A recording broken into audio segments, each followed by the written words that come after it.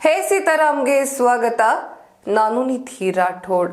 ದಕ್ಷಿಣ ಆಫ್ರಿಕಾದೊಂದಿಗೆ test ಮ್ಯಾಚ್ಗಳನ್ನ ಆಡ್ತಾ ಇರೋ ಭಾರತ ಇದೀಗ ಗೆಲುವನ್ನ ಕಂಡಿದೆ. ಅಂದ್ರೆ ಮೊದಲ ಪಂದ್ಯದಲ್ಲಿ ಗೆಲುವನ್ನ ಕಂಡಿದೆ.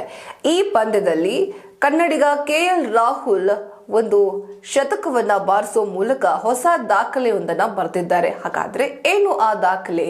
ಯಾವ ಹೆಗ್ಗಳಿಕೆಗೆ ಅವರು ಪಾತ್ರರಾಗಿದ್ದಾರೆ? ಯಾವ ರೀತಿ ಇತ್ತು ಆ ಮ್ಯಾಚ್ ಅನ್ನೋದನ್ನ ತೋರಿಸ್ತೀವಿ ಈ ವರದಿಯಲ್ಲಿ. ಸೆಂಚುರಿಯನ್ ಸೂಪರ್ ಸ್ಪೋರ್ಟ್ಸ್ ಪಾರ್ಕ್ ಮೈದಾನದಲ್ಲಿ ನಡೆಯುತ್ತಿರುವ ಸೌತ್ ಆಫ್ರಿಕಾ ವಿರುದ್ಧದ ಟೆಸ್ಟ್ ಪಂದ್ಯದಲ್ಲಿ ಕೆಎಲ್ ರಾಹುಲ್ ರವರು ಆಕರ್ಷಕ ಶತಕ ಬಾರಿಸಿದ್ದಾರೆ.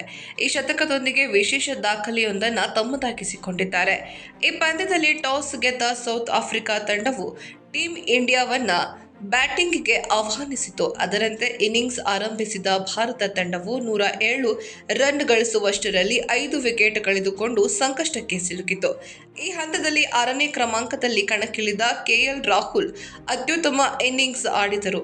ಕೆಳ ಕ್ರಮಾಂಕದ ಬ್ಯಾಟರ್ಗಳ ಜೊತೆಗೂಡಿ ಇನ್ನಿಂಗ್ಸ್ ಕಟ್ಟಿದ ರಾಹುಲ್ ಮೊದಲ ದಿನದಾಟದ ಮುಕ್ತಾಯದ ವೇಳೆ 70 ರನ್ ಗಳಿಸಿ ಅಜೇಯರಾಗಿ ಉಳಿದರು.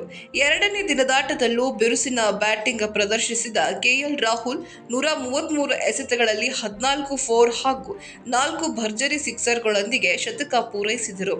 ಈ ಮೂಲಕ ಮೊದಲ ಇನ್ನಿಂಗ್ಸ್ನಲ್ಲಿ ಟೀಮ್ ಇಂಡಿಯಾ ಮೊತ್ತವನ್ನ 245 ರನ್ಗಳಿಗೆ ತಂದು ನಿಲ್ಲಿಸಿದರು.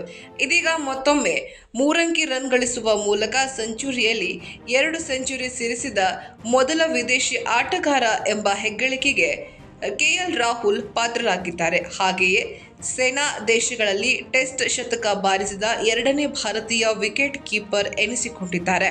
ಇನ್ನು ಕೆಎಲ್ ರಾಹುಲ್ ಅವರ ಶತಕದ ನೆರವಿನಿಂದ ಟೀಮ್ ಇಂಡಿಯಾ ಮೊದಲ ಇನ್ನಿಂಗ್ಸ್ನಲ್ಲಿ 245 ರನ್ ಕಲೆ ಹಾಕಿ ಆಲ್ಔಟ್ ಆಗಿದೆ.